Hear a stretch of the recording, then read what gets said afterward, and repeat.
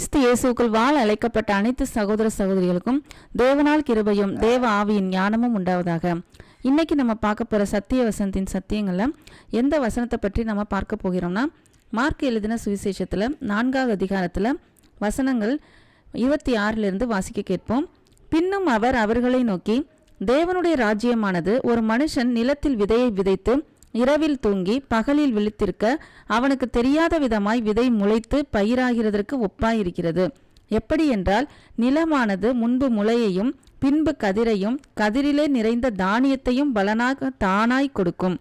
பயிர் விளைந்து அறுப்பு காலம் வந்தவுடனே அறுக்கிறதற்கு ஆட்களை அனுப்புகிறான் என்றார். இந்த வசனங்களை பற்றி தான் நம்ம பார்க்க போகிறோம்.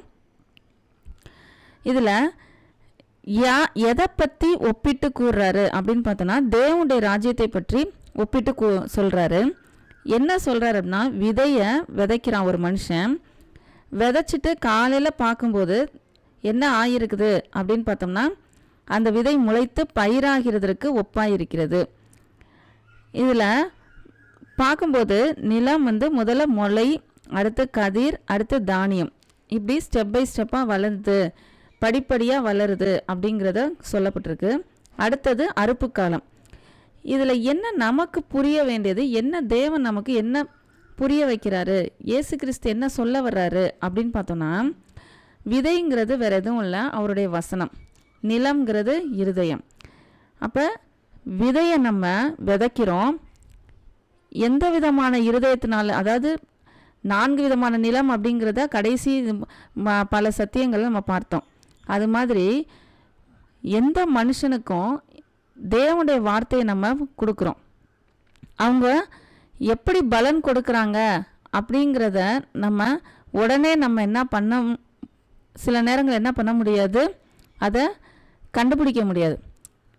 அது அவனுக்கு தெரியாத விதமாகவே நம்ம நிறையா பேருக்கு சொல்கிறோமே, யாருமே கேட்க மாட்டேங்கிறாங்க அப்படிங்கிறத விட, நம்ம கொடுக்குற, அதாவது விதைக்கிற வசனம் என்றாவது ஒரு நாள் சில பேருக்கு என்ன ஆகும், அது விளைச்சலை கொண்டு வரும்.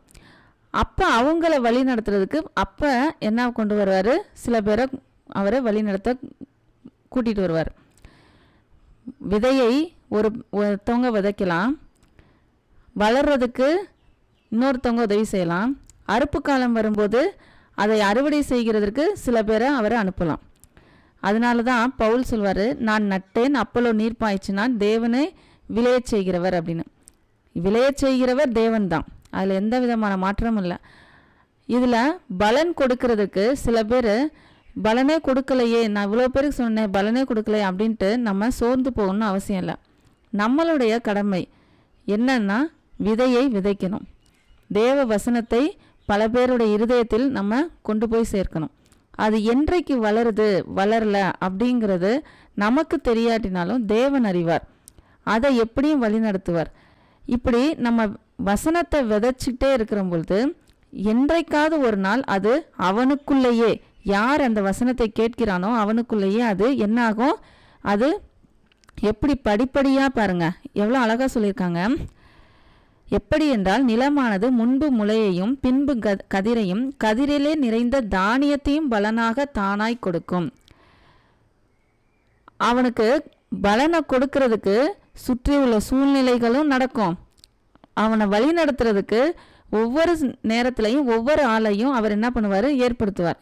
இதெல்லாம் யாருக்கு அப்படின்னா, யார் அவரை தேடுவதற்குரிய பாத்திரமாக யார் தன்னை தாழ்த்தி இருக்கானோ, நொறுக்கப்பட்டு இருக்கிறாங்களோ, இருதயம் நறுங்குண்டு இருக்கிறாங்களோ, இந்த மாதிரி உள்ளவங்க கட்டாயம் என்ன பண்ணுவாங்க, உடனே பலன் கொடுக்காட்டினாலும் என்றாவது ஒரு நாள் கட்டாயம் பலன் கொடுப்பாங்க. தேவ வசனம் அவர்களுக்குள் இருந்தால் என்றாவது ஒரு நாள் என்ன பண்ணுவாங்க, பலன் கொடுப்பாங்க. அதை நம்ம இருதயத்தில் வச்சுட்டு அதுக்கேற்ற மாதிரி நம்ம செயல்படணும். அதை விட்டுட்டு இவங்கெல்லாம் எப்போ சொன்னாலும் திருந்தவே மாட்டாங்க, இவங்கெல்லாம் எதுக்குமே இது இல்லை அப்படின்னு நம்ம எதுவுமே பண்ணாமல் இருந்தால் எப்படி அறுவடைக்கு அறுப்பு காலம் வரும் இல்லையா? விதையே விதைக்கலைன்னா எப்படி அறுவடை செய்ய முடியும்? விதையை கட்டாயம் விதைக்கணும். இயேசு கிறிஸ்து அவர் என்ன பண்ணியிருக்காரு, ஆரம்பித்து வைத்தார். அவருடைய அப்போஸ்தலர்கள் என்ன பண்ணாங்க, தொடர்ந்து செஞ்சாங்க. அவர்களுடைய வழி வந்தவர்களாக இருக்கிற நாமும் என்ன பண்ணணும், தொடர்ந்து அந்த வேலையை செய்யணும். யார் வேணாலும் எப்போ வேணாலும் என்ன பண்ணுவார், அவர் அறுவடை செய்வதற்கு அவர் ஆட்களை அனுப்புவார். அதுவும் எப்படி அவர் சொல்கிறார் பாருங்க, அறுப்புக்கு காலம் வந்துச்சு, அவர் தமது எஜமானிடம் வேண்டிக் கொள்ளுங்கள் அப்படின்னு சொல்லுவார். பல பேர் மக்களை பார்த்துட்டு ஒரு நாள் இயேசு கிறிஸ்து என்ன சொல்லுவார், எல்லாரும் எவ்வளவு பேர் இருக்காங்க, நீங்கள் தான் என்ன பண்ண போகிறீங்க, அறுவடை செய்ய போகிறீங்க அப்படின்னு சொல்கிறார். அப்போ ஒவ்வொருவரையும் அவர் எப்படி வழி நடத்துகிறாரு அப்படின்னு பார்க்கும்போது அவருடைய ராஜ்யத்துக்கு அவருக்கு ஏற்றவர்களாக கொண்டு வர்றதுக்கு அவருடைய வசனத்தை தான் என்ன பண்ணுறாரு, அடிப்படையாக போட்டு அவர்களை வழி நடத்துகிறார்.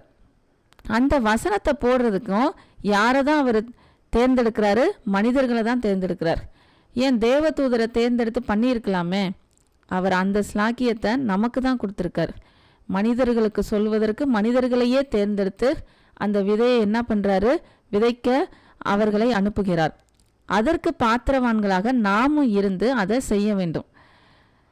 நம்ம இந்த வேலையை செய்யும்பொழுது என்றைக்குமே என்ன பண்ணக்கூடாது, சோர்ந்து போகணும்னு அவசியமே இல்லை. பல பேர் கேட்காம போகலாம், சில பேர் தான் கேட்பாங்க. அந்த சில பேர் கேட்குறவங்க திரும்பி பின்வாங்கி போகலாம். பல பேர் கேட்காம போனவங்க மீண்டும் மனம் திரும்பி வரலாம். எதுவுமே நமக்கு தெரியாது. அதுதான் இங்கே சொல்லப்பட்டிருக்கு. அவன் இரவில் தூங்கி பகலில் விழித்திருக்க அவனுக்கு தெரியாத விதமாகவே என்ன இருக்கும், பயிர் விளைஞ்சு இருக்கும் அப்படின்னு சொல்கிறார். என்றாவது ஒரு நாள் நடக்கிறதுக்கு வாய்ப்பு இருக்கும். அதனால நாம் சோர்ந்து போக வேணாம். நம்முடைய கடமை, அதாவது நம்முடைய வாஞ்சை, நம்முடைய தாகமாக இருக்கின்ற வசனத்தை நம்ம என்ன பண்ணணும், ஒவ்வொரு நேரமும் ஒவ்வொரு இடத்துலையும் நம்ம விதைத்து கொண்டே போயிட்டே இருக்க வேணும். அது எப்படி அது பலனை கொடுக்கிறது அப்படிங்கிறது அது காலங்கள் பதில் சொல்லும். அது மட்டும் இல்லை, அது தேவன் நடத்தி கொண்டு வருவார். அதனால் நாம் சோர்ந்து போகாமல் இந்த வேலையை நம்ம படிப்படியாக செய்து கொண்டே தான் வரணும். இதை நம்ம பார்க்கும்போது இன்னொரு விஷயமும் நமக்கு சிந்திக்க வேண்டிய விஷயமா இருக்குது. இன்னொன்று என்ன, எச்சரிப்பாகவும் வச்சுக்கணும். எப்படி அப்படின்னா, எப்படி தேவ வசனம் நம்ம இருதயத்துக்குள்ளே போய் அது விளைச்சலை கொண்டு வருவதற்கு கொஞ்சம் நாட்கள் ஆகிறதோ, அது தெரியாத வண்ணமாகவே மீண்டும் அவர்களை என்ன பண்ணுது, பலனை கொடுப்பதற்கு ஏதுவாக அவர்கள் வளர்கிறார்களோ, அதே மாதிரி பிசாசானவனும் அவனுடைய இச்சைகளை திணிப்பதற்கு எப்போ வேணாலும் ரெடியாக இருப்பான். அது என்றாவது ஒரு நாள் அவன் என்ன பண்ணியிருப்பான், போட்டிருப்பான். அது திரும்ப வளர்ந்து பெருசாக ஆகிறதுக்கு வெயிட் பண்ணிக்கிட்டே இருப்பான். அந்த நேரத்தில் தான் நம்ம எப்படி இருக்கணும், எச்சரிப்பாக இருக்க வேண்டும். நம்முடைய இருதயத்தில் யாருடைய வசனம் உள்ளே இருக்குது, யாருடைய வஞ்சனை உள்ளே இருக்கிறது அப்படிங்கிறத நம்ம சிந்திச்சு பார்க்கணும். அந்த இருதயமாக இருக்கிற நம்மள தேவ வசனம் உள்ளே இருந்து வேலை செய்தா, இல்லை பிசாசுடைய வஞ்சனையில் அவனுடைய தந்திரத்தில் நடக்கிற இச்சை நமக்குள்ள ஏதோ ஒரு மூலையில் இருக்குது அப்படின்னா, இந்த வசனம் வளரும்போது அதை என்ன பண்ணிடணும், அந்த இச்சையை பிடுங்கி எரிஞ்சிடணும். இல்லாட்டினா தேவ வசனத்தை என்ன பண்ணாது, நம்மிலிருந்து விளைச்சலை கொண்டு வர விடாது. நம்ம என்ன பண்ணிடும், வளர விடாமல் ஆக்கிறோம்.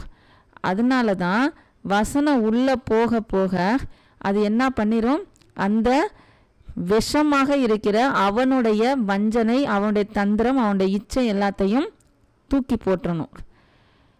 இது எப்படி சொல்ல அப்படின்னா, தேவ வசனம் விஷ முறிவு, பிசாசுடைய தந்திரம் விஷம். நமக்குள்ள விஷத்தை எப்போ வேணாலும் அவன் விதைக்க ரெடியாக இருப்பாங்கிறத விட ஆல்ரெடி விதைச்சிட்டான், ஆதாம்கிட்டே விதைச்சிட்டான். அந்த விதைச்சதை முறிக்கிறதுக்கு ஆண்டவராக இயேசு கிறிஸ்து தன் இரத்தத்தை கொடுத்திருக்கிறார். அந்த இரத்தத்தை அவருடைய உபதேசத்தின் வாயிலாக நமக்குள் அந்த விதையை விதைத்து நம்மை அந்த விஷத்திலிருந்து விஷ முறிவை கொடுத்து நம்மை பிழைக்கச் செய்கிறார். இதை தான் பவுல் சொல்லுவார், கிறிஸ்துவோடு நாம் மரித்தோமானால் கிறிஸ்துவோடு நாம் உயிர்ப்பிக்கப்படுவோம். அப்போ கிறிஸ்துவோடு மரித்தோமானால் பாவத்திற்கு மரித்து அவருக்குள் உயிர்த்தெழ வேண்டும், பிழைக்க வேண்டும். இந்த சத்தியங்களை நம்ம புரிந்து கொண்டு பாவத்திற்கு மரித்து அப்படின்னா அவன் நமக்குள் விதைத்த விஷத்தை முறிப்பதற்கு தேவ வசனம் ஒன்றே தான் அதற்கு விஷ முறிவு மருந்தாக இருக்கின்றது. அதனால இந்த வசனத்தை நமக்குள் இருந்து நம்ம பலன் கொடுக்கிறதோடு சேர்த்து மற்றவர்களுக்கும் அந்த மருந்தாக இருக்கிற வசனத்தை கொடுத்து அவர்களையும் மீண்டும் பிழைக்கச் செய்வதற்கு நாம் வழி செய்ய வேண்டும்.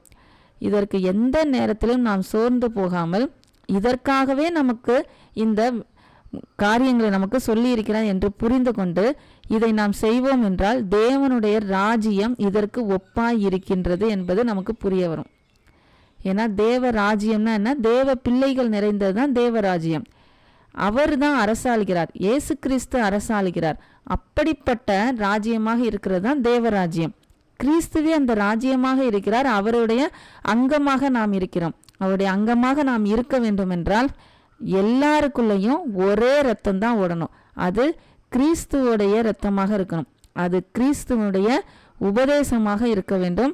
அவருடைய சத்திய வார்த்தையில் நாம் நிலைத்திருந்து நாம் விளைச்சலை கொடுத்து அறுவடைக்கு தகுதியாக நம்மை அறுவடை பண்ணுவதற்கும் நாம் மற்றவர்களை அறுவடை பண்ணுவதற்கு ஏதுவாகவும் நம்ம இருக்க வேண்டும்.